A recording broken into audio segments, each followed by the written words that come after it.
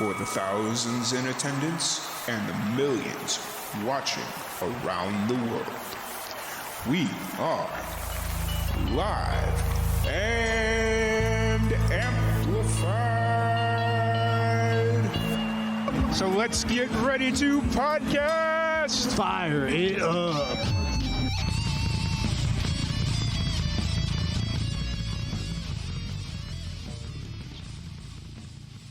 Welcome, everybody, to another live and amplified livecast. I'm your host, Tom Quiet, and we are back at it again with another amazing podcast. Today, we have a very special guest. We have Liv. How's it going today, Liv?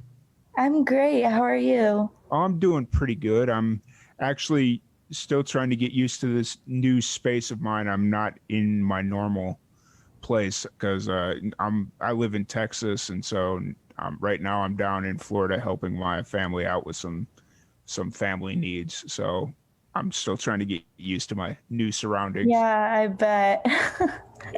It's a little uncomfortable doing these podcasts right now because I'm like hunched in a little chair on a dresser, and it's just like. Yeah, that's how I feel when I go back home to my parents' house because I have to like set everything up, and it's just uncomfortable and inconvenient. Yeah, but it's one of those things where I needed to get out here to help my family with a few things, so I'm all for it right now. So yeah, awesome. But first off, I want to thank you so much for jumping on the podcast. I'm really excited to sit down and chat with you a little bit. Thank you. I know you're kind of in the middle of a move yourself right now, so that's got to be a little interesting and stressful at the same time. Yeah, it's always stressful moving houses, but I'm trying to do it ahead of time. So yeah, at least you're not like me and trying to pack the same day you're moving out. For some reason, that always seems to be my go-to move. Yeah, I usually do that, but this time I was just like, I think it's because my roommates moved out before me, so I felt urged to pack up my stuff as well. Gotcha. But it's been worth it. Completely understood. So before we kind of jump into the new single you release and all your fun new music, what's kind of your background in music? What got you started? What's kind of your origin story? So I was born in Arizona, and we have like old photos of me. I've been singing my whole life. And when I turned 2, my parents got me a karaoke machine because I was like unusually obsessed with singing and just music. I memorized the whole Mamma Mia CD, and I loved like Avril Lavigne back when she was super big. And I just kind of had a fascination with singing. And when we moved to Virginia, my parents immersed me in music and tried to get me to learn as many instruments as I possibly could. So around in 4th grade, we were able to pick a strings instrument in elementary school, and that's kind of when I started learning instruments. So I picked the viola, and within a year after that, I was playing the piano, guitar, and ukulele. So I completely fell in love with it. And I started writing songs. I was always writing songs since I was like around 7 years old, but I didn't ever have like a background track to it. So when I learned these instruments, it was really great for me because I could actually create these like actual tangible music, if that makes sense. And and after that, I just started going to open mics all the time, and I kind of always knew I was gonna be a singer. Like I always wanted to go to music school. I always wanted to pursue it. So it was all kind of natural for me. Nice. I'm actually kind of jealous of your 4th grade because when I tried to join the 4th grade band, you could either pick a wind instrument or percussion, and that was pretty much all you had. Oh no. I remember in 5th grade, we were finally allowed to join band. So all my friends dropped out of orchestra to join band. And I remember begging my parents because I wanted to play the clarinet with my friends. And they were like, no, you're never quitting the viola. And now I'm still playing it in Beaumont's orchestra. So I'm pretty glad they made me keep playing the viola. But yeah, I remember at the time I was so upset over that. That's I I'd imagine. What was it about the viola that was kind of drew you to that specific instrument? It's actually kind of funny. So my sister was 5 years older than me, and I always was copying my older sibling. And she was in orchestra and she played viola. And if there's any orchestra people out there, everyone knows that the viola is kind of like the redhead in the room. Like no Mhm. one plays viola. During this whole pandemic, everyone kind of dropped out of my section. Last semester, I was the only viola playing. Mhm. But anyways, it's that we always get picked on. But yeah, I chose it because my sister played it and I wanted to be better than her.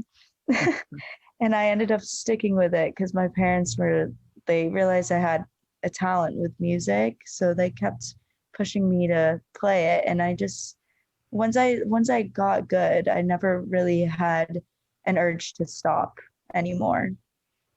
Hey, that that makes perfect sense. Like once Yeah. you kind of get used to an instrument and you're like making headway with it, Yeah, it why- definitely, when you're first learning an instrument, I think it can be frustrating learning it. It's like a lot of information at once, especially if it's your first instrument you've ever learned. But yeah, once you get used to it, you kind of just fall in love with the music that you're playing. absolutely, absolutely.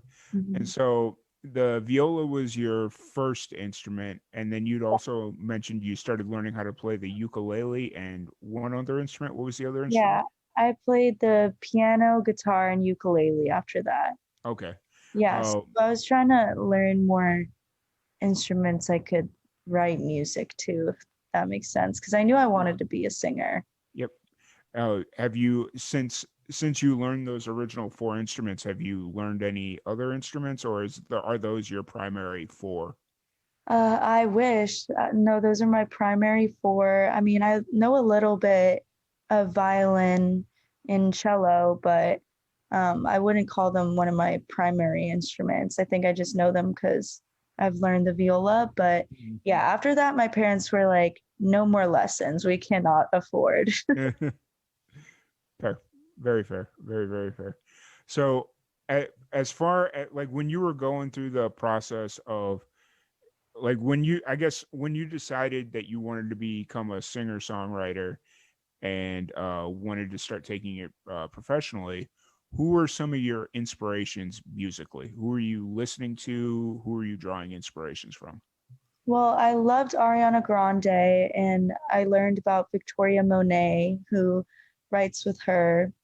And I love Victoria Monet, but I would say my earliest inspirations would probably be Amy Winehouse. I used to constantly, oh, sorry about that. That's all good. Um, I would constantly listen to Amy Winehouse and try to copy her voice, like how unique it sounded. And Whitney Houston was huge. Everyone wants to sing like Whitney Yeah. Houston. And India Ari, she's kind of on the down low. I loved Imogen Heap. Her writing is absolutely insane.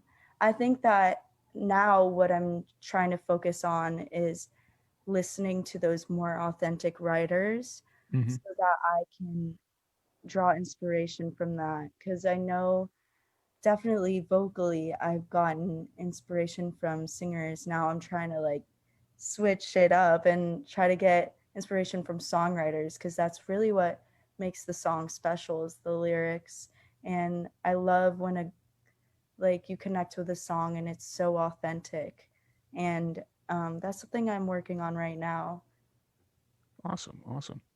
Well, as far or speaking of stuff that you're working on right now, you just released a new single, "My Way." What's kind of the story behind that? So I wrote My Way about a year ago. It's been in a long time making. Um, but I wrote that song about kind of wanting your way in the relationship and you're kind of in this fling, kind of in a limbo with someone, and it's not really going the way you want it to go. Like they kind of just don't want to commit to you, and you're stuck in that situation. And in the chorus, you're kind of just like almost begging for them and like wishing that, you know, they can say that you can have it your way, you Yeah. know. And I I think that it's kind of a point in my artist career where I'm like finding my sound, if that makes sense. So Absolutely. it's definitely more R&B and very much like Ariana, but especially with the new music I've been writing after this single, it's like definitely has marked a change. So I'm really proud of this one. Yeah. Yeah. And it was really, that was the one thing I picked up on. I could definitely hear the like Ariana influence. I guess Yeah. that's the word I was looking for, was influence. She is Uh, just like my ultimate idol. She always has been. I've been obsessed with her since I was little. yeah, understood. And so you said you wrote My Way about a year ago? Yeah, a year ago, and it's been in a long, like, I've had the vocals, I re-recorded them. It's just kind of been a while since I like initially worked on it, which is fine. I'm just like, wow, it's been a whole year since quarantine. It's Yeah. crazy. But yeah, during quarantine, I didn't have anything really to do. I feel like none of us did, but that's when I like wrote so many of my songs that I'm releasing soon. So Yeah. yeah. Awesome. And so with it pretty much being a pandemic project, I get is a term that I've coined recently. Um how what is this like when you originally wanted to release it, or did the pandemic kind of force you to wait until 2021? I feel like it was a little bit delayed Hmm. because um I couldn't come down to Nashville for a while until, you know, Belmont announced they would have class and I could move down here, Mm-hmm. and also wait until my producer felt comfortable enough, you know, to be in person, because making music remotely is very hard. I know a lot of songwriters that don't even do Zoom rights. Yep. It's just super hard.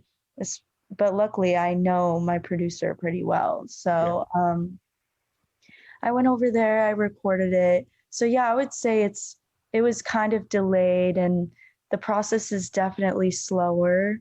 Yeah. But as vaccines are being rolled out, I feel like that it's kind of getting back to normal now. Yeah, absolutely. You're definitely seeing the music industry starting to get back into a swing, if you will. Yeah, for Um, sure. I mean, a bunch of artists are releasing their tour dates, which is amazing yep. because that's the main source of income in the music industry. Especially on the independent level, because Yeah, the like shows are where you really get out to promote yourself. It's where you have the best opportunity to make an income, because if they don't see you, if they don't hear you, or if they don't see you, they don't know you. If they don't know you, they don't support you. You know, so yeah, exactly. And merch sales and everything. yep. So it's been a big hit on the music industry. And I know a lot of venues in Nashville that won't be opening back up. It's very sad, but hopefully within this next year we make a comeback with all of that. Yeah, absolutely. Absolutely, absolutely. So with My Way, what's kind of the plan moving forward? Are you just going to kind of stay releasing singles? Are you going to work on another EP or an LP? Like what's kind of the plan moving forward? So I think the plan moving forward is to release singles. I don't have an artist project really in my mind right now. Mm-hmm. I love releasing singles, and you know, the whole branding behind it, creating a theme and everything. It's great, and starting like trying out new things. And I feel like in a project, it's important to stay consistent and make sure the songs kind of go together and tell a story, which is what I did with my EP. And I loved my EP so much, but I feel like singles is like the most exciting thing for me right now. Hmm. Um, yeah, I have a lot of songs under my belt right now. It's just, you know, all that I'm waiting for is the right time really to release them, and um, the whole branding behind it. And yeah, My Way has definitely been a big step for me. I haven't released music in a year, so I think it's definitely given me more motivation to push out more music. Yeah, absolutely, absolutely. So you did release an EP last year, correct? That's what Mood Yes, was? I did. Okay. It's called Mood. Yeah. So it consisted of an intro, which was basically no lyrics, but it included snippets from Breakfast at Tiffany's. It's very dreamy. Um, I think it does a really good way of putting you in the mindset to listen to the EP. Mm-hmm. Yeah, so the first song that was the title track, Mood, and it's basically when you're super in love with someone, and Just Wait is when you are kind of in and out of the relationship. It's like you want this person, you don't want this person. To Ashes is kind of when you're over everything and you don't want to be with them anymore. Love Me More is more about um, wanting to love yourself first and deciding that. And Mm-hmm. that song is cool because at the end it includes a snippet from Sex in the City. And then the last track is JJ's Lullaby, which I would say is one of my favorites because it's about that sadness behind all of it, is when you don't feel good for someone. And I feel like a lot of people can relate to that song. Yeah, absolutely, absolutely. Um, or when last year did you release the Mood, the EP? I released it in May of last year. So, It's been out for about a year then. yeah, like exactly a year now. I released it during the pandemic. There was a moment where I was going to wait Mm-hmm. until after the pandemic. But honestly, I feel like it was a good time for independent artists to release music because no major artists were releasing at all. Yeah, So, absolutely. Well, that's kind of always the interesting question that we've had a million times on this podcast, especially during the pandemic, is what's the best release strategy during the pandemic? Like, yeah, because it's like, do you stay singles? Do you just keep releasing albums? Like, what's the best way?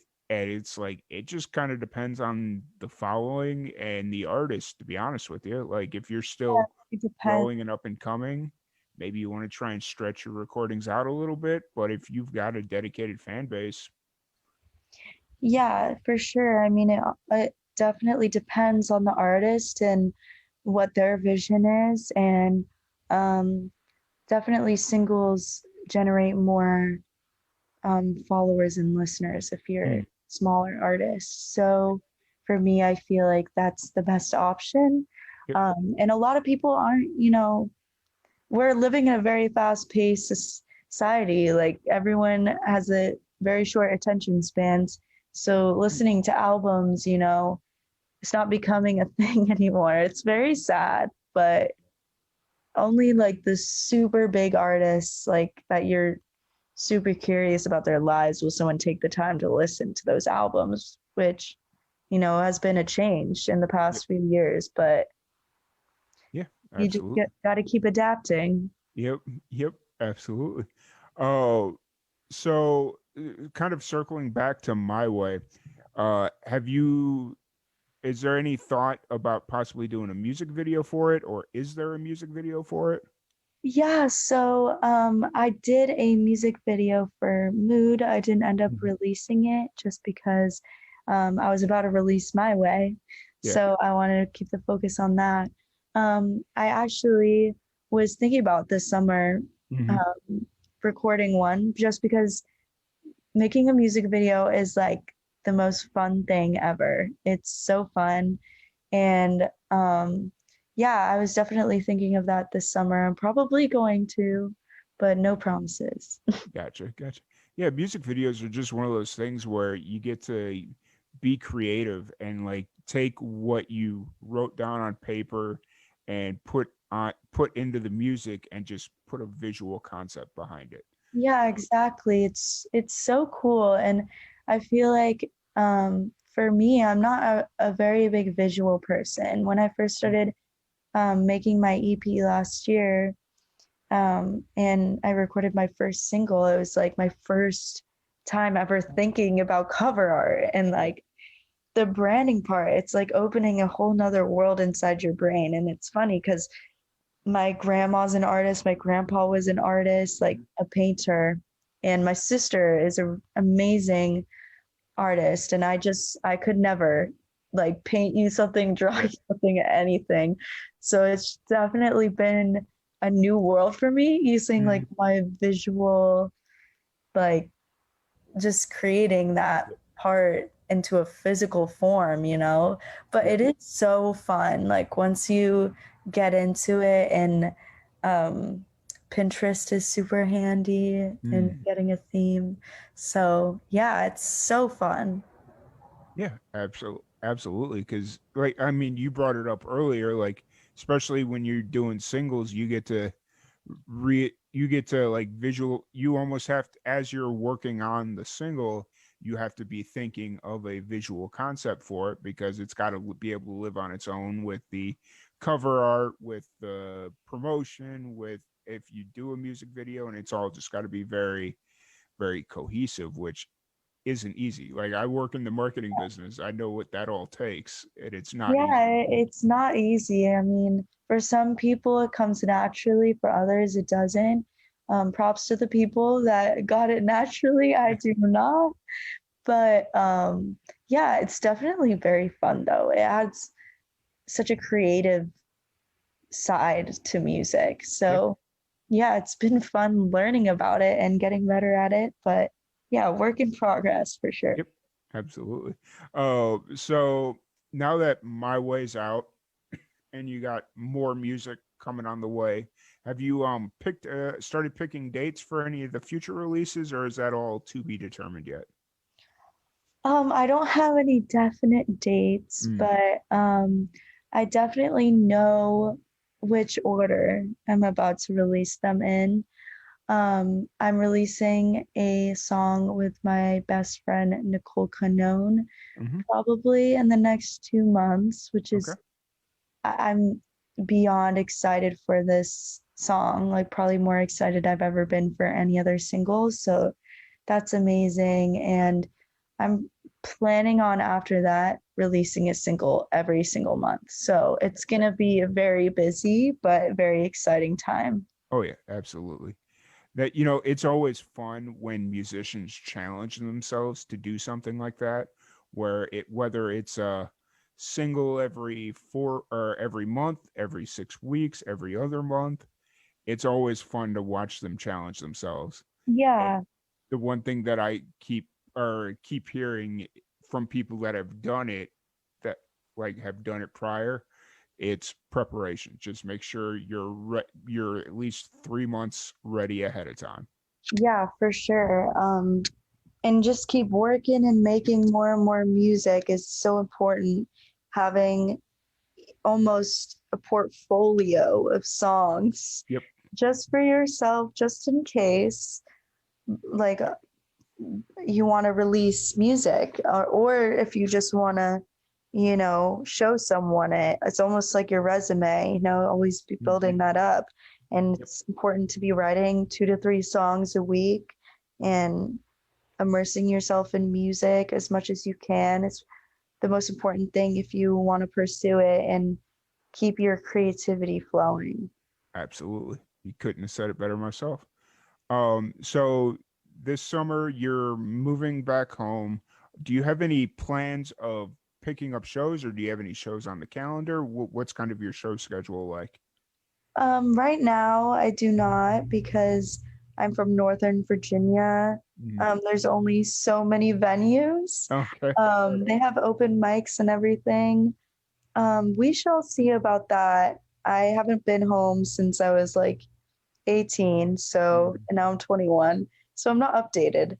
But yeah, I was during Nashville's been kind of closed down. I was going to do a Belcourt Taps tour, but then I had finals and I got strep. It was this whole thing, Oh which wow. was sad. But I'm going to be in LA in the fall, which is super exciting for me because if anyone else is a pop R&B writer in Nashville, you will feel my pain of being the odd one out not singing country Mhm. at writers rounds. Yeah. And LA is more of that pop R&B scene, which is what I'm super excited for. So I'm definitely going to be playing shows there. Nice. And the good thing, you said you were 21, and I know LA is very strict about a lot. A lot of their venues won't let you even perform if unless you're 21. Yeah, thank God. Yeah, because Yeah. I had some musicians that we've been working with for a while. When we first met them, they were I think 15 or 16, and they were trying to get out to LA to work. Oh, wow. And they went out there for like a weekend. They're like, "Yeah, we can't go until we're 21." I'm like, Yeah, I remember visiting Nashville when I was about 12, mm-hmm. and it was very much, you can't even go into the bars to see anyone perform in general. So Yeah, it's like being under 18 in general in the music industry is very hard because you kind of have to, with performing, it's yep. kind of, there's a fine line of whether they feel comfortable or not letting Mhm. you perform. But yeah, so now that I'm 21, hopefully I'll be able to play a lot more shows in LA than I would have last year when I was supposed to go because Yeah, I'm going with Belmont West, but obviously got canceled from the pandemic. yep. But yeah, so I'm so excited. Nice. Have you been to LA before? Or Yeah, so the last time I was in LA was for a Berkeley songwriting camp in Okay. 2016. So it's been a long time and my family lives in San Diego, so I've been there a Yeah. number amount of times to California. But yeah, it's been a long time, so I'm definitely excited to be living there. That would be a different experience than just visiting for a week, but I'm so excited. Yeah. Oh yeah, I'd imagine. Um, one of the things that we like to do on Live and Amplified is we like to pass on knowledge to younger musicians. So I want to ask you, from your perspective, what is one thing that you know now that you wish you knew when you first got started? I think I wish I definitely like knew how the music industry worked. Hmm. Um, if you are under 18, you're not in college and you're just in a normal high school, definitely read as much as you can on it because the music industry changes every, 2 to 3 years. Yep. So being prepared for that when you go out into the real world is very important. Um, Read about music publishing and record labels, understand contracts, and other than that, be writing as much as you can every single week. Um, I was definitely doing this when I was in high school.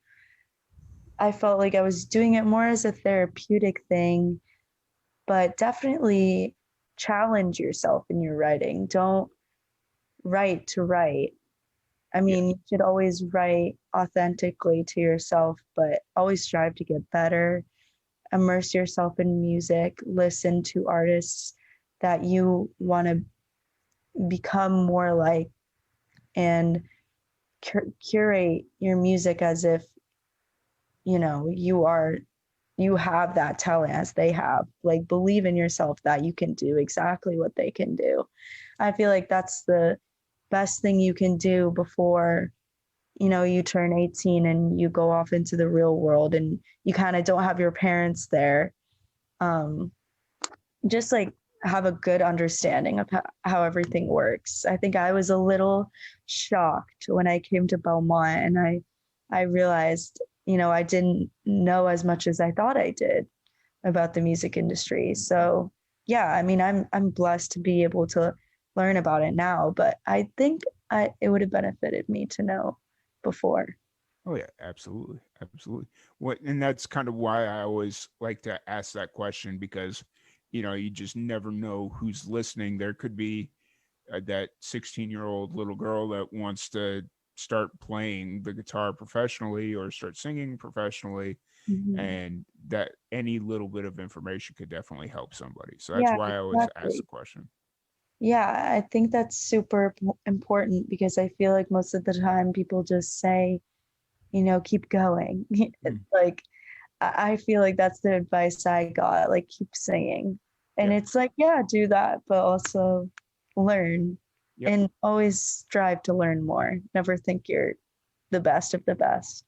yep, absolutely, absolutely. So outside of music, what are some of your hobbies? What do you do to kind of escape from the music business? That's like, I don't know, it's super funny now because I literally don't really have a life outside of music anymore. Like, my schedule is always packed with rights, which I'm thankful for. And like, I mean, I set myself up for that, but Yeah. I definitely spend a lot of time with my friends, my best friends, Jan, Nicole, Paula, like here in Nashville. Hmm. Um, Other than that, I'm like constantly practicing and doing homework and like doing research. Like, I feel like now that I'm like actually listening to myself say this, I'm like, wow, I'm pretty boring. But yeah, I mean, I definitely like watch TV sometimes, you know. What's been something that you've watched recently that you really enjoyed? Oh my gosh. I feel like all I really watch anymore is The Real Housewives of Beverly Hills. And I don't know why, but I had COVID back in September. Hmm. And all that I like, I just started watching this show. And my mom always used to watch this show when I was little. And I'd be like, I hate this show. Yeah. And I just started watching it and I like just got sucked in. And I've been watching it like in my free time ever since. It's like the craziest like show ever because they just fight over anything. It's Hmm. hilarious. Nice. I used to watch Real Husbands of Hollywood, which Oh was my like gosh, what is that? Is it on Hulu or anything? uh I'm not sure. It was a Comedy Central thing. Basically, it was a Oh, spoof. It was like the guy's perspective of like Real Housewives of Atlanta yeah. and all that stuff. It was with Kevin Hart and I think like Nick Cannon and a bunch of them guys. And so it was just like a very comedic thing. It Yeah, was like, that's so funny. I remember like everyone making fun of it back in the day because it's not as popular anymore, I don't think. But it's not uh, as popular anymore, but they have 800 spinoffs to the original yeah, concept. exactly. I mean, the reason why it's so entertaining is because it's absolutely ridiculous. Yeah. And Yep. half the time you're just like why? Like just apologize. Yeah. It's just like it's the most annoying yet entertaining show ever. It's Oh, I so know. funny. I know. It's some of the stuff that I find enjoyment on TV anymore is just kind of like 10 years ago I would not be caught dead watching this stuff. I know. It's so funny. I've been watching The Walking Dead too Mm. with my roommate, and that show has been giving me nightmares. That's so scary. Uh, I I don't know. I've been contemplating going back to watch it. Like I watched it for a little bit when I was in college, and then I just kind of stopped because it got too ridiculous for me. Oh wow, I've only I mean, haven't been downstairs for every single episode they've Yeah. watched, but I think we're on season 2. Okay. And it's, yeah, I would say it's a little bit ridiculous, but it is so scary, like to think that that would happen. And Mhm. like the scenarios, like it's like how they made how many seasons? Like it's insane how many stories they can like What are they on now? I think they're on like season 12 or something.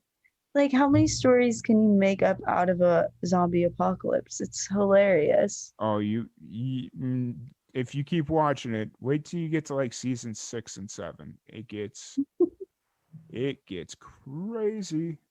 So Yeah, I might keep watching it. It kind of scares me a little bit. I'm not big on the TV in general, yeah, so yeah. I got you completely understood. So, but I don't want to keep you too much longer because I know you're like in the middle of a move and what have you. But if people want to check out everything that you got going on, want to check out your new music, want to check out um, what you got going on social media, and once you eventually get some shows on the books, where's the best place for them to do that? So I have an Instagram at LIVVYWEBB. Um, my Spotify is just Live, and same for Apple Music and all streaming platforms. My YouTube is Olivia Marie or Olivia Webb Music. Mm-hmm. My Twitter is at Liv Marie Music, and my TikTok is Liv Marie Official. Um, It's so unfortunate when you can't even get the same handle for everything because you I build know, isn't one. that insane? It's just so annoying. Yeah. I wish I could just have my name. But anyways, I feel like Liv is just like too like definitely taken Yeah. by everyone. Mm-hmm. Whoever got that before me, you're so lucky. But yeah, and my website is livymweb.wixsite Mm-hmm. wixsite.com/website. So Awesome. yeah, you can just check that out there. Awesome. Awesome. It, I do have one question. It is kind of interesting that you don't have a Facebook, or do you? You just don't promote it that much. I did have one. I'm like terrible at Facebook. So I know like everyone was big on Facebook in like 2013, but when I was like under 18, my parents were serious about me not getting one. Gotcha. So I made one in like 2015. It's just like my regular Olivia Webb Yeah. Facebook. Like Yeah. anyone Like can your check out personal, like stuff. something for you and your friends. Yeah, but I never post on there. And Uh, it's like I think I did have a Live Facebook, but it became a thing I wasn't posting on it, and mhm. I just felt like it wasn't as active as like, Twitter, Instagram. Yeah. TikTok is huge right now. Yep. So yeah. Yep. I'm trying to figure out how I can post more on TikTok. Just, short of taking like little clips from this interview and posting it on TikTok. Like I want to try and figure out how to put more authentic content on there and not just recycling stuff Yeah, that's on there. it's hard. It's definitely a formula for it. I just started watching this guy on TikTok, and his advice was that TikTok actually measures your watch time. So the Mhm. shorter the video, around 15 seconds, people will probably watch 100% of that video, so they'll push it out more and more. And he also said, like Addison Ray, Rando, Mhm. like one of the bigger TikTok people, spends a whole day making TikToks, and she pushes out those videos later in the week, and she's making millions. So Mhm. it's really just taking one day and making as many videos as you can. He recommended 21, and then you post 3 a day for a week. Oh wow. And he said, like, really, it takes one video, to go Yeah. viral.